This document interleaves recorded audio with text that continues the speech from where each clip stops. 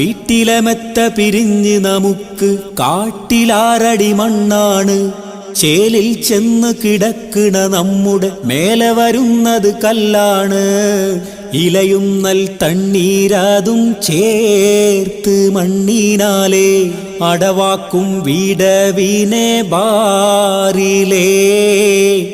കനമേറും വീഥം കല്ലും മണ്ണും അതിന്മീതെ മറമാടും കാബർ ബാഹുജോറിലേ.